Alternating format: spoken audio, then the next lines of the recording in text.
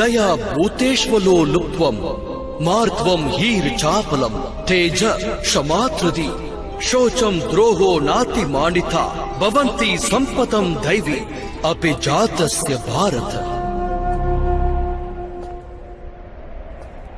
காரணமின்றி சுயநல எண்ணத்தால் ஹிம்சிப்பதென்பது அதர்மமாகும் பார்த்தா. உண்மையைச் சொன்னால் அஹிம்சையே பரம தர்மமாகிறது. அந்த தர்மச் செயலோடு சத்தியம், குரோதமற்ற செயல், தியாகம், மனதின் அமைதி, நிந்திக்காது இருத்தல், தயை, பாவம், சுகத்தை நோக்கி ஈர்க்கப்படாதிருத்தல், காரணம் இன்றி காரியம் புரியாமல் இருத்தல், தேஜஸ், மன்னிப்பு, தைரியம், சரீரத்தின் பரிசுத்தம், தர்மத்திற்கு துரோகமாற்றாதது, ஆணவத்தை துறப்பது, இது போன்ற குணங்கள் சத்வகுணி சம்பத்தி என்ற நற்குணங்களாக அறியப்படுகின்றன.